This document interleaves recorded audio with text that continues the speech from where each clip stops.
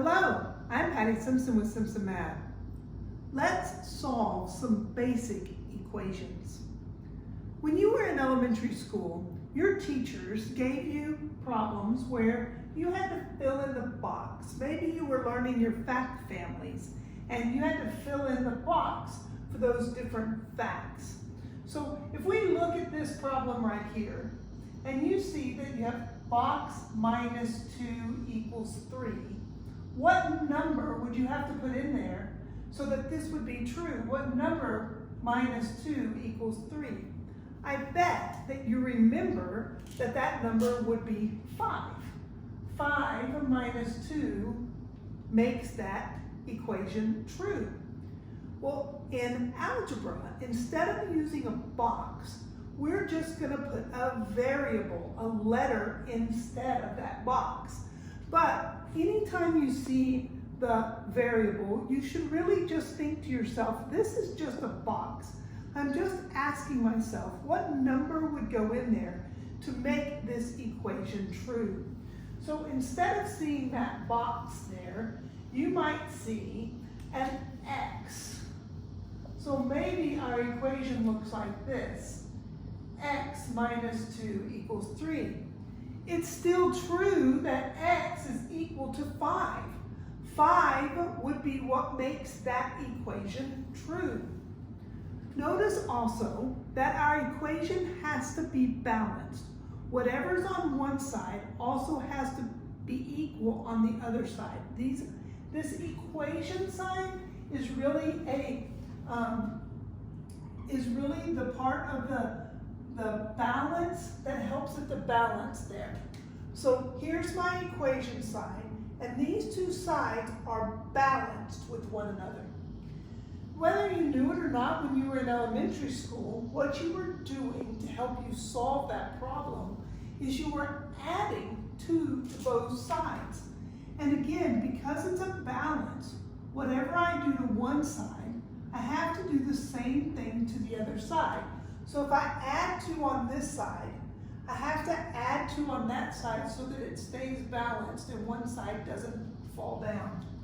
Notice that when I do that, on this side it zeroes out. It becomes 0. Well, any number plus 0 is just equal to itself. So this is the same thing as saying X. And then on this side, when we add those 2 on that side, 3 plus 2 gives us 5. We knew that that X was equal to 5 because it just made sense that when you took 2 away from the number and got 3, it had to be 5. You were doing this algebra when you were in elementary school, whether you realized it or not. Here's another example. So here I'm doing addition, and I want to know what plus 3 equals 7. I bet that you can just figure out what that number is, what goes in that box. Yeah, it's 4. 4 goes in the box. Well, instead of writing a box in algebra, we're going to write it as a variable. So maybe the variable here is y. So if that variable is y here, it's asking the same thing. What number plus 3 gives us 7? It's still going to be 4. That y is going to be equal to 4. Again, in elementary school, you may not have realized it, but you were doing this algebra where you really subtracted 3 from both sides. Because when you subtract 3 from both sides, that makes this 0. So that you have y plus 0, which is just equal to y, equals 4. So in algebra, as it gets more and more complicated, the first thing I want you to remember is that these variables are just a box, so that we're just trying to figure out what number would go in that box to make the equation true. And we have a balance here. These equations must remain balanced. So whatever we do to one side of our equation, we also must do to the other side of our equation. And the reason that we added here was because it zeroed that out. So we used the inverse operation, kind of the opposite operation. This was subtracting. We added it to zero that out. And the same thing here, it was adding, so we subtracted so that we could zero that out. Same idea as you went through elementary school and you went into upper grades, you started to learn about multiplication and division. And again, your teachers may have given you some boxes to fill in as you learned those different facts. Well, here, 3 times what number gives me 18? Well, 3 times 6 equals 18. And how did we get that? Well, what you did in elementary school, you may not have been realizing it, but you were actually dividing both sides by 3 to get there. So let's call that box. Instead of a box, now that we're in algebra, we'll call that, how about Z? But it's the same idea, it's just a box. So 3 times what number gives me 18? Well, we know it's going to be 6, but let me show you algebraically how we get there. So we divide both sides by the 3. Because it was multiplying, the inverse operation is division. This 3 divided by that 3 gives me 1 Z. And 18 divided by 3 is 6. Now, 1 times any number is just that number. Think about it. If you do 1 times 3, it's just equal to 3. If I do 1 times 5, it's equal to 5. So 1 times the number is equal to that number. So I don't have to write that 1 out front. So in this case, instead of zeroing out, like we did over here where we made it 0, over here, when we divide it, it makes it into 1. And that 1 is just that identity number, so we don't have to write it. So Z is equal to 6. We use that inverse operation to help us out. One last one. Here we have division. So the opposite of the inverse of division there is multiplication. So again, instead of putting a box there, like they might have done in 4th grade, now we're just going to put a letter there, like maybe W. And we just want to know what number divided by 5 equals 2. Well, to help us figure it out, we're going to use the inverse operation. Instead of dividing, we're going to multiply both sides by 5. This 5 divided by that 5, again, it gives me 1. So I end up with 1 times W. And on this side, 2 times 5 gives me 10. But 1 times anything is just that number. So we have W equals 10. Notice that we can check ourselves. If I put 10 in the box inside for W, 10 divided by 5 really does equal 2. So those two, it does make that equation true. That's one of the great things about solving equations is you can always check your answers to see if you're correct or not. Let's practice the same idea, but let's make it a little more complicated. But remember along the way that we're going to use the inverse operation to help us solve, and we want to keep our equation balanced the entire time. So here are a few problems. Let's do this one, where we have y minus 5 equals 2 minus 6. On this side, we have 2 different numbers that we can combine first. Let's go ahead and combine those 2 numbers. Before we find out what that box minus 5, we need to know what it's equal to. So 2 minus 6, this number is, it goes further in the negative land, so I'm going to end up in negative. So 6 minus 2 then is 4. So 2 minus 6 is a negative 4. And on my left side, I didn't do anything to it. So here, this quantity, this side of my balance is just equal to negative 4. I just simplified that. Now it's just like what we had before. A box minus 5 equals this negative 4. I want to know what number would I fill in.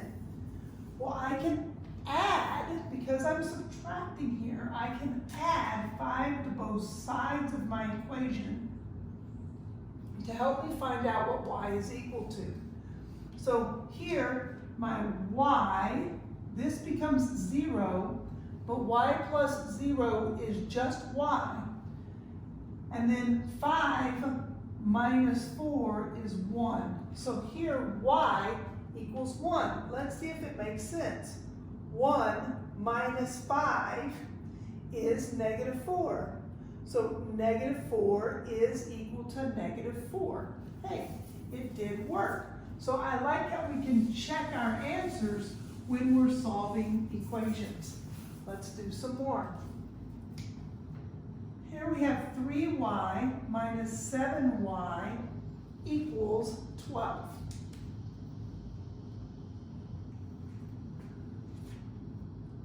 Notice on the left, I have some like terms that I can combine first. Let's do that first. Let's simplify that left side. So when we have something on one side or the other that we can simplify, we're going to do that first. So here you have 3y minus 7y, and that's equal to a negative 4y. Think about the box. This is negative 4 times y. I'm multiplying. Well, the inverse operation of multiplication is division. So I'm going to take and divide both sides to keep it balanced by negative 4. Negative 4 divided by negative 4 is equal to 1. So I end up with 1y, and 1 times y is just itself. And on the right, I have 12 divided by a negative 4. Positive divided by a negative makes it negative. And 12 divided by 4 is 3. We can check ourselves to make sure that that's true. Everywhere I see a y or a little box up there, I'm just going to fill it in with a negative 3. And I'm going to see, is this equation really equal to 12? Well, 3 times a negative 3 gives me a negative 9. A negative 7 times a negative 3 gives me a positive, because a negative times a negative is a positive, 21. 21 minus 9, sure enough, is 12. So that does check. My negative 3 is the correct answer. How about if we have r divided by a negative 11, oops, sorry, that's a negative 4, r divided by a negative 4, and that's equal to 11 minus 5. Again, when I look on the right or the left, if there's something I can simplify, I should do that first. So let's simplify the right. 11 minus 5 equals 6. Now, the operation that's occurring here is division, and the inverse of division is multiplication. So I'm going to multiply both sides by negative 4. This negative 4 divided by that negative 4 makes it 1. So it just leaves me with r equals negative 24. Let's see if that makes sense. If I plug it back in, negative 24 divided by negative 4 makes it a positive 6. Sure enough, that's what we said 11 minus 5 was. Here's another. 8x minus 9x is equal to 12 minus 17. So again, if I can simplify a side, I'm going to do that first. So on the left, I have 8x minus 9x, which gives me a negative 1. And on the right, I have 12 minus 17, which gives me a negative 5. Not quite done, because a negative 1 times x is not just equal to x. I need to now figure out you know, if this, a negative 1 times x is equal to a negative 5, then what is x? Well, right now this is multiplying. My inverse operation then would be to divide. So let's divide both sides by that coefficient of negative 1. Now, negative 1 divided by negative 1 does give me positive 1. So I have a positive 1x, which is just x. And negative 5 divided by negative 1 is positive 5. Well, that makes sense. If a negative of this number is equal to negative 5, well, then it must be a positive 5. We'll make it a little bit more challenging, but it's the same idea the whole way, where my variable is just a box that I'm trying to figure out what number would go in that box to make the equation true. And then I have to be sure to be careful to make my, make it stay balanced. Both sides of the equations, I have to do the same thing on both sides. Okay, here, first, I'm going to start by combining my like terms on both sides. So I'm going to look at the left first, and I can combine 5x minus 4x. 5x minus 4x is just 1x. I didn't do anything with the 2, so I leave them alone. Then here I have a negative of 7 minus 19, which is going to give me a negative 12. So I have to simplify the things on the left, simplify the things on the right first. Then I'm trying to get this x by himself. So I look at this x and I say, okay, what can I get rid of there? I'm going to get rid of that 2, and the way I do that is use its inverse. Right now it's adding, I'm going to subtract 2 from both sides. And that leaves me with x equals a negative 14. If we fill that back in up at the top, it should be equal to that negative 12. I'll let y'all do that on your own and check us and make sure that it is correct. So, when we have multiple operations going on, sometimes it takes several steps in order to complete the solution. But we have to remember that we're just using that the inverse of each operation. Let's look at 3x plus 5 equals 11. Notice that here I have 2 operations going on. Here I'm multiplying times the x, and I'm adding a number to the x. So the question is, which operation do I do first? It's like the opposite of our normal order of operations. We're going to start at the bottom of our order of operations and move our way up. Or, so we're going to start by looking at anything that's not touching the x. So I'm going to look and say, what's not touching my x? Here it's that positive 5. And I'm going to get rid of anything not touching the x. So I'm going to, instead of adding, I'm going to subtract 5 from both sides. And that leaves me with 3x.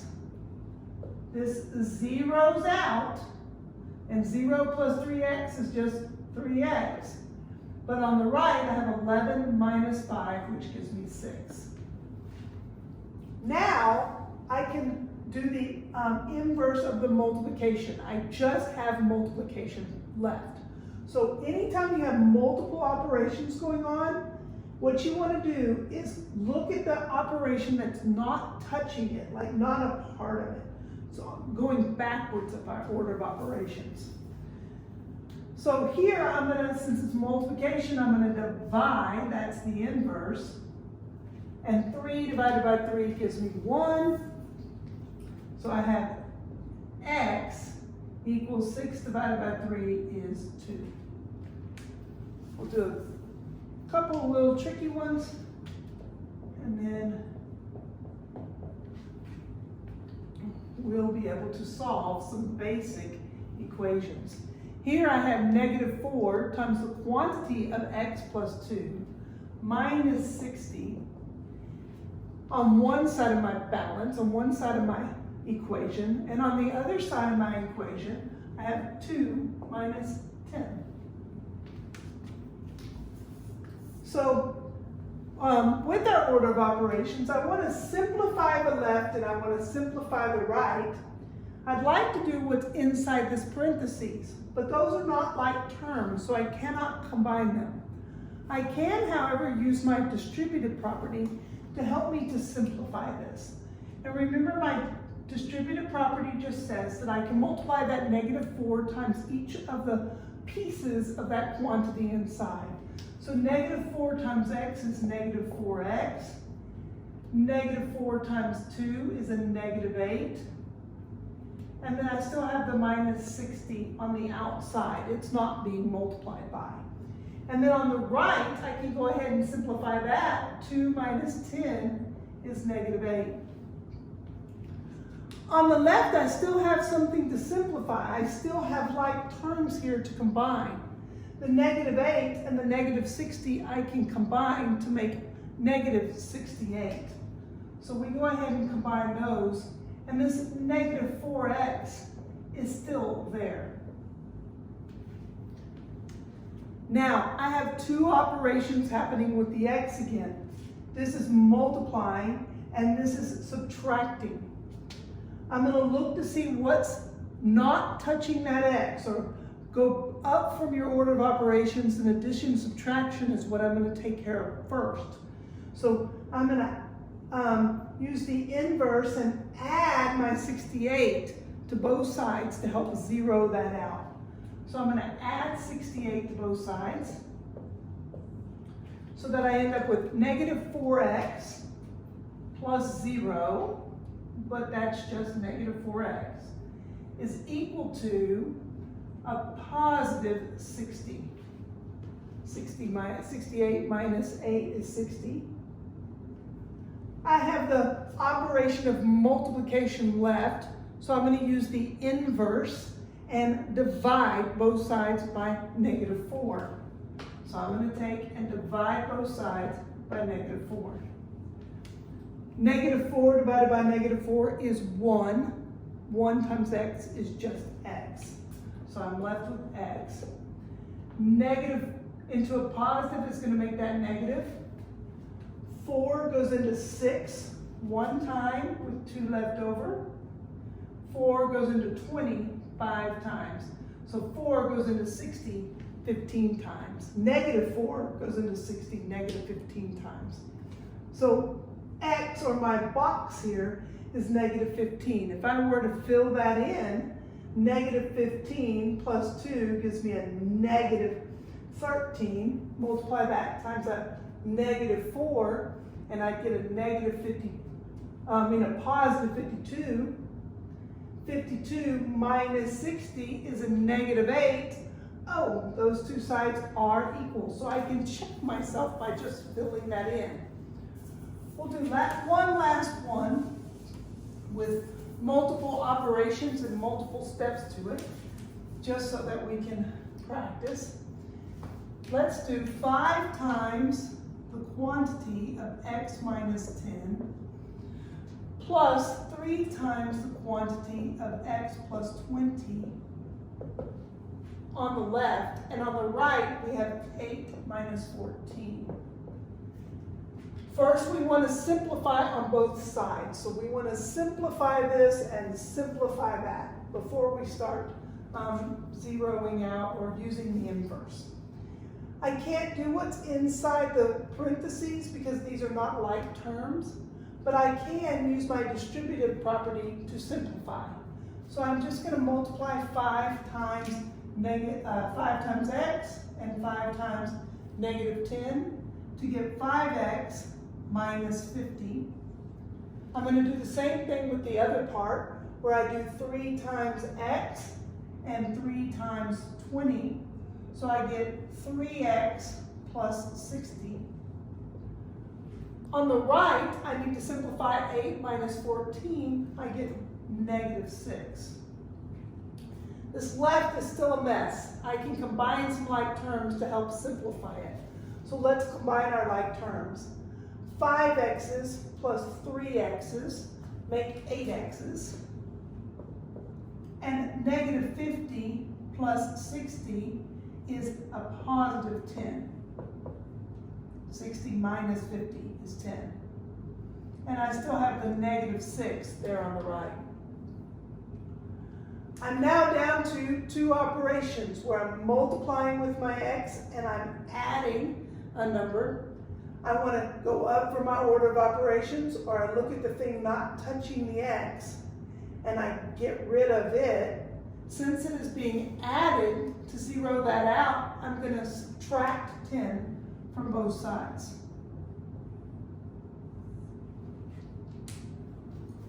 That makes 8x.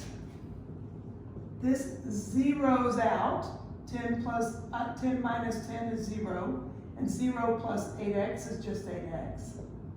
Then on the right, negative 6 and a negative 10 makes a negative 16. I now have the operation of multiplication. 8 times what number gives me a negative 16? I bet you can just figure that out, that 8 times 2 gives me 16.